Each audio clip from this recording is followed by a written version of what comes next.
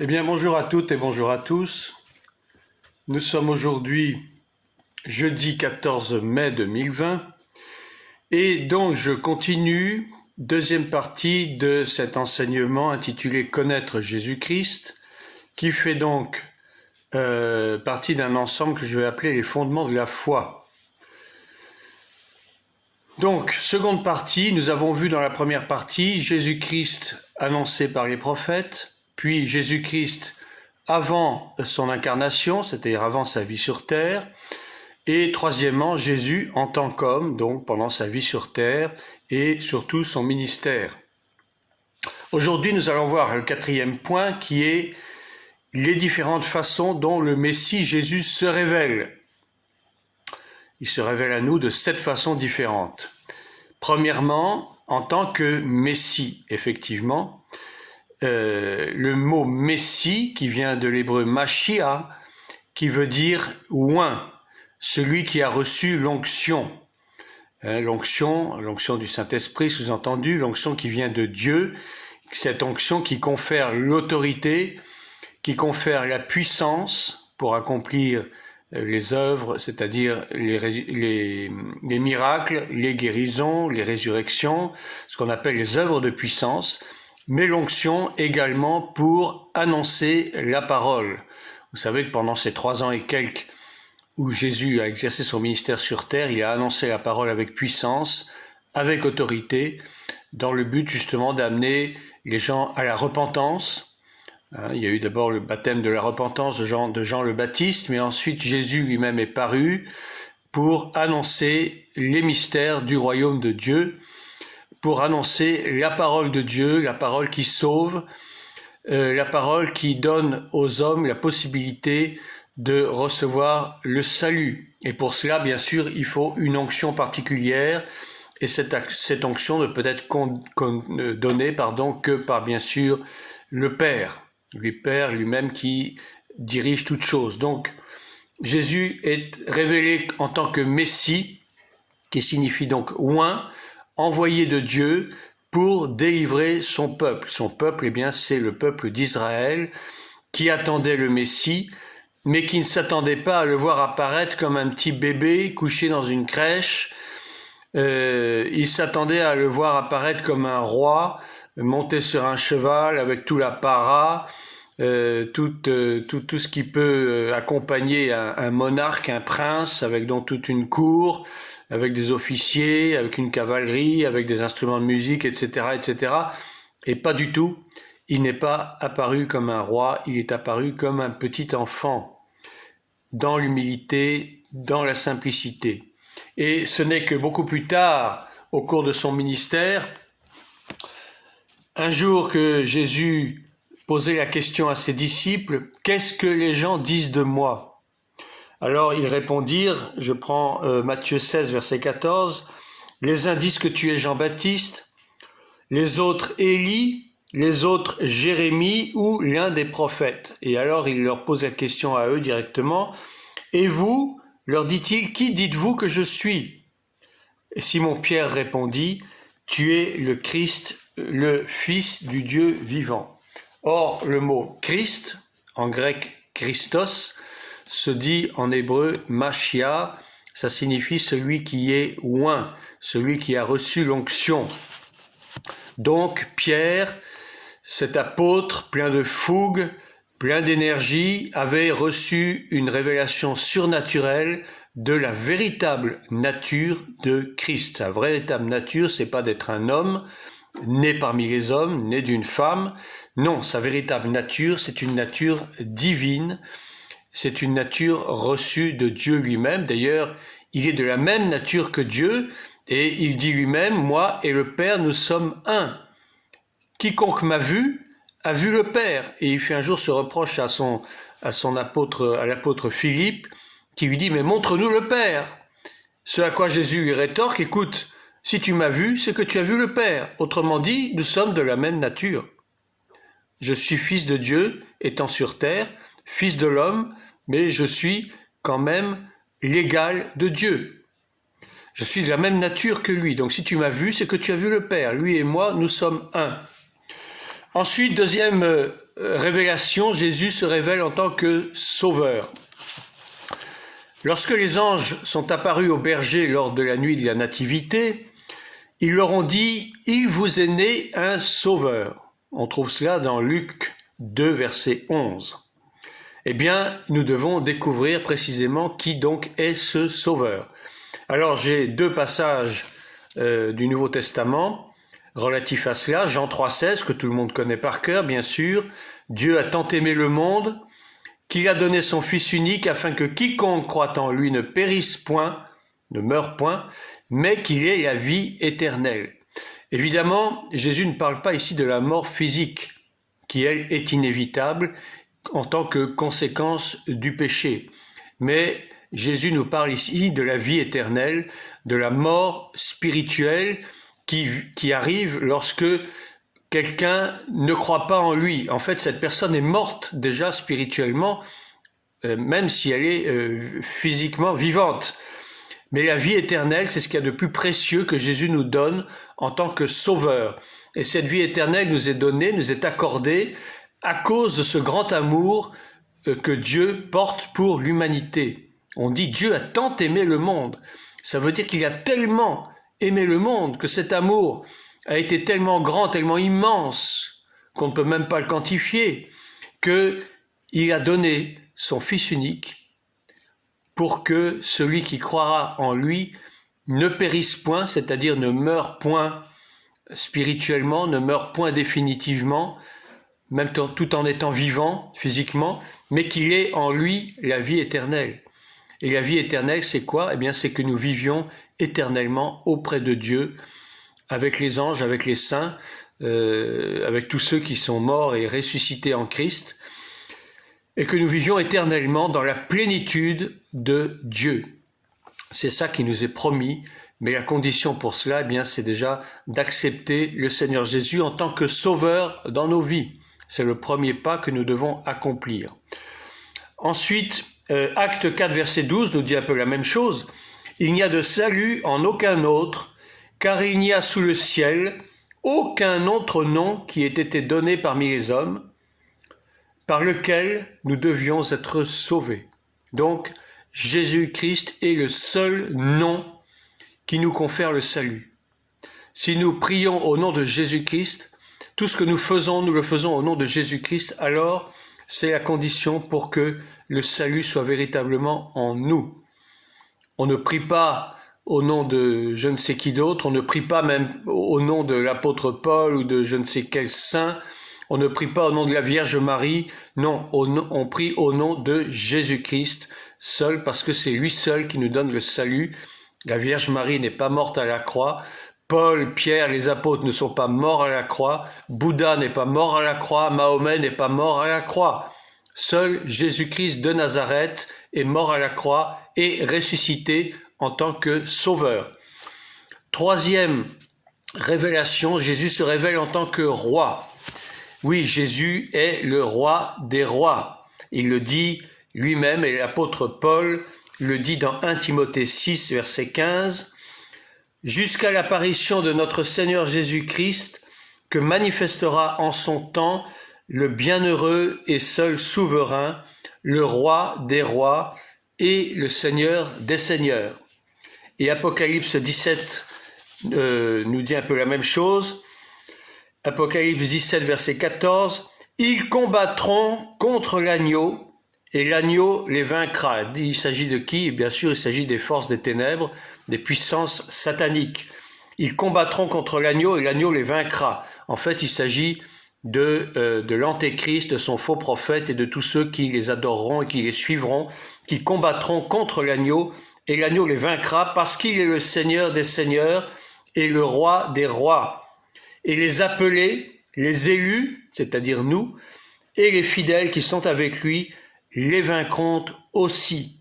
Voilà, nous sommes appelés à vaincre les puissances des ténèbres. Et pas seulement, on ne va pas seulement attendre le moment de la grande tribulation. D'ailleurs, notre espérance en tant que chrétiens nés de nouveau, c'est que nous échappions à cette période des 3 ans et demi de la grande tribulation, que nous soyons enlevés avec le Seigneur, mais que ceux qui seront restés sur terre, bien sûr, malheureusement, seront obligés de combattre, continuer à combattre, mais malheureusement leur vie sera prise en échange de leur foi. Mais nous devons déjà, dès maintenant, depuis même que nous avons accepté le Seigneur, combattre contre les forces du mal qui sont à l'œuvre dans le monde, parce que nous savons, et l'apôtre Jean le dit, que le monde entier est sous la puissance du malin, mais nous, qui avons reçu le salut en Jésus-Christ, nous sommes de Dieu. Et notre premier travail, c'est de évangéliser, c'est-à-dire sauver des âmes, et combattre contre les forces des ténèbres, que ce soit pour nous-mêmes, pour nos familles, pour nos proches, pour tous ceux qui nous sont chers, mais aussi pour tous nos frères et nos sœurs répandus dans le monde. Donc Jésus est révélé en tant que roi. Il se révèle, quatrièmement, en tant que prophète et en tant que docteur. Docteur, c'est-à-dire quelqu'un qui enseigne la parole de Dieu, un enseignant. Et j'ai deux références pour cela. Jésus se révèle en tant que prophète, parce que Dieu parle par son Fils. C'est qu'un prophète, l'étymologie du mot prophète, c'est celui qui parle de la part de quelqu'un. Donc le prophète de Dieu, c'est celui qui parle de la part de Dieu. Et Jésus est celui qui a parlé de la part de son Père pendant toute la durée de son ministère terrestre. Il a annoncé le salut à l'humanité. Il est donc prophète de Dieu. Son ministère est véritablement celui d'un prophète. Et la Samaritaine, en Jean 4, lui a même dit « Ah, je vois que tu es prophète », parce que Jésus lui avait révélé des aspects un peu ténébreux de sa vie. On ne sait pas si elle était prostituée, mais en tout cas, elle avait eu plusieurs hommes dans sa vie, et Jésus lui a révélé cela. Et c'est là que les yeux se sont ouverts de cette femme, et elle dit « Ah, je vois que tu es prophète ». Donc finalement, elle attestait bien que Jésus avait un ministère de prophète, et en même temps un ministère de docteur.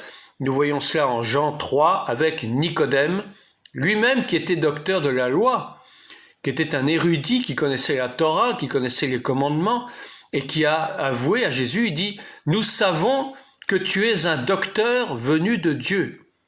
Venu de Dieu, c'est-à-dire que tu es insurpassable, tu es bien supérieur à nous tous qui sommes des docteurs de la loi. Donc vous voyez, Jésus se révèle à travers le ministère. D'ailleurs, il avait à lui seul tous les 5 ministères, le ministère d'apôtre, le ministère de prophète, le ministère d'évangéliste, puisqu'il annonçait la bonne nouvelle, le ministère de pasteur, lui-même dira plus tard « Je suis le bon berger », berger c'est un pasteur, et ministère de docteur, c'est-à-dire qu'il enseignait la parole de Dieu. Donc, quatrième point, Jésus se révèle en tant que prophète et docteur. Cinquième, il se révèle en tant que sacrificateur. Alors, le sacrificateur dans l'Ancienne Alliance, c'était le grand prêtre, en hébreu le Kohen Gadol, le grand souverain sacrificateur, qui, une fois par an, au moment de Yom Kippour, du jour des expiations, se rendait dans le lieu très saint du temple, c'est-à-dire le lieu le plus caché, le plus secret du temple, là où la présence de Dieu se manifestait d'une façon visible, et où seul le souverain sacrificateur avait droit. Personne d'autre n'avait le droit de pénétrer dans le Saint des Saints à part lui, et donc une fois par an, il devait offrir le sacrifice d'expiation pour le peuple et pour lui-même. Et lui seul avait donc le droit de pénétrer dans le Saint des Saints. Mais aujourd'hui, grâce au voile qui a été déchiré lors de la passion de Christ, nous avons accès dans le Saint des Saints, c'est-à-dire que Dieu peut nous parler directement et nous pouvons parler directement à Dieu par son esprit répandu dans notre cœur. Donc le sacrificateur de l'Ancienne Alliance, c'était celui qui faisait le service entre Dieu et les hommes. C'est-à-dire qu'il n'y avait personne d'autre que lui qui pouvait le faire. Il était l'intermédiaire choisi, mandaté par Dieu pour cette fonction. Et donc ensuite, lorsque Jésus est venu sur terre, qu'il a accompli son ministère, qu'il est mort et ressuscité, eh bien lui-même est devenu le grand souverain sacrificateur à la place du Kohen Gadol de l'Ancienne Alliance. Il est devenu le grand sacrificateur. Il est devenu en même temps notre intercesseur, c'est-à-dire celui qui est le médiateur entre Dieu et nous, celui qui intercède pour nous. Il est tout le temps là pour nous défendre. Si Jésus n'était pas notre intercesseur, eh bien, je pense que Dieu n'écouterait pas nos prières, il n'écouterait pas nos supplications. Mais à cause de Jésus, qui est devenu lui-même sacrificateur, alors Dieu écoute nos prières. Et ensuite, Jésus a offert sa propre vie en sacrifice. Il a offert sa vie, il a expié nos péchés par son propre sang. Et il nous a assuré de la grâce divine parce que lui-même, bien sûr, avait été agréé de Dieu. Donc, vous voyez, il y a une double appartenance, si on peut dire. Il est à la fois sacrificateur et aussi sacrifice. Il s'est offert lui-même comme l'agneau sans tache, sans défaut, comme offrande, et en même temps, il est sacrificateur puisqu'il s'offre lui-même. Et c'est donc ce sacrificateur que l'on retrouve sous l'image de Melchisédek, lorsque Abraham, après avoir vaincu les rois de Sodome, etc., Melchisédek, le grand prêtre, a fait apporter du pain et du vin, et c'est là qu'a eu lieu donc la première grande sainte scène, si l'on peut dire, le partage du pain et du vin qui symbolisait déjà le corps et le sang du futur sacrifice. Et donc Melchisédek, qui est une figure de Christ, est apparu à Abraham en tant que sacrificateur, et c'est l'image parfaite de ce souverain sacrificateur que donc Jésus a toujours et qu'il demeurera ainsi jusqu'à ce que nous le rejoignions, bien sûr. Et en attendant, il est notre souverain sacrificateur, c'est-à-dire qu'il intercède pour nous, comme le sacrificateur intercédait auprès du Père dans le lieu très saint du temple, tout en offrant le sacrifice d'expiation afin d'attirer la clémence de Dieu sur le peuple et en même temps sur sa propre personne. Hébreux 9, verset 12. Hébreux 9, verset 12 nous le dit, « Il est entré une fois pour toutes dans le lieu très saint, non avec le sang des boucs et des veaux, mais avec son propre sang, ayant obtenu une rédemption éternelle. » Vous voyez, le sang des boucs, le sang des veaux n'avait plus cours, ça n'avait plus lieu d'être. Jésus, par son propre sacrifice, a remplacé tout cela. Malheureusement, les Juifs ne l'ont pas compris, et donc, lorsque le troisième temple sera bientôt reconstruit, eh bien, les sacrifices reprendront comme auparavant dans l'ancienne alliance, parce qu'ils n'ont pas toujours compris, ils n'ont pas accepté ce sacrifice unique, irrévocable du Messie, en tant à la fois que sacrificateur et en tant que sacrifice. Ensuite, Jésus-Christ s'est manifesté en tant que Seigneur.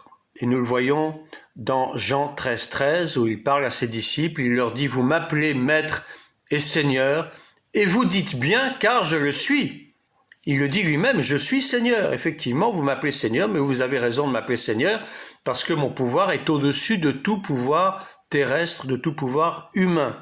Et en Matthieu 28, verset 18, il le dit, « Tout pouvoir m'a été donné dans le ciel et sur la terre. » Ce à quoi les pharisiens lui ont reproché de vouloir pardonner les péchés, parce que pour eux, il n'y a que Dieu qui puisse pardonner les péchés. Et on trouve cet exemple dans le cas de ce paralytique qui a été porté par 4 hommes et qui est venu devant Jésus, et Jésus lui a dit « Tes péchés sont pardonnés ». Et là, c'était vraiment un blasphème pour les pharisiens et tous ceux qui étaient là. Ils ont dit « Mais qui peut donc pardonner les péchés si ce n'est Dieu seul? Cet homme blasphème. » Or, Jésus avait reçu de son Père tout pouvoir afin de pouvoir lier et délier, de pouvoir pardonner et de remettre les fautes aussi. Tout pouvoir m'a été donné dans le ciel et sur la terre.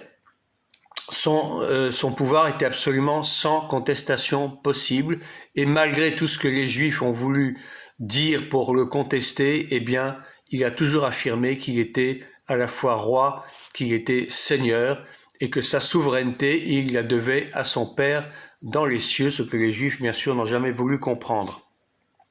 Et enfin, Jésus est apparu en tant que berger, et je dirais c'est presque la plus belle et la plus noble façon avec laquelle Jésus s'est présenté dans ce monde. Il dit en Jean 10, verset 11, « Je suis le bon berger donne sa vie pour ses brebis. » Il dit « Je suis le bon berger » parce qu'il y a aussi des mauvais bergers. Ce sont ceux que l'on appelle des mercenaires. Ce sont des personnes qui sont mandatées pour garder le troupeau, mais qui, à la moindre occasion, dès que va se présenter un prédateur ou quelqu'un qui voudra faire du mal au troupeau, va prendre la fuite. Il ne va pas du tout garder le troupeau, le protéger comme le ferait le bon berger. Il va fuir, il va se dégager de ses responsabilités vis-à-vis du troupeau.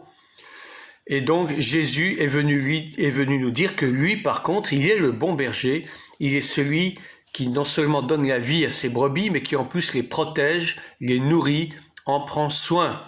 Et lorsque nous évangélisons quelqu'un, une personne, eh bien nous devrions être comme Christ, être un bon berger pour cette personne, c'est-à-dire prendre soin de la personne, se préoccuper de la personne. S'il a été malade, bien sûr, prier pour sa guérison, et ensuite toujours s'enquérir du bien de cette personne, si elle va bien, si elle a besoin encore de prière. Bref, sachons être serviteurs des autres. C'est très bien d'évangéliser, c'est très bien d'annoncer Jésus, mais il faut qu'il y ait un suivi des âmes. Il faut que les âmes qui sont venues à Christ, nous puissions être en mesure, être capables de nous occuper de ces personnes, même peut-être matériellement, pourquoi pas, si le besoin s'en fait sentir. Il faut faire comme ce que Jésus a fait, il a pris soin de son troupeau. Et Luc, chapitre 15, versets 3 à 7, c'est Jésus qui parle toujours, qui dit « Quel homme d'entre vous, s'il a 100 brebis et qu'il en perde une, ne laisse les 99 autres dans le désert pour aller après celle qui est perdue, jusqu'à ce qu'il la retrouve?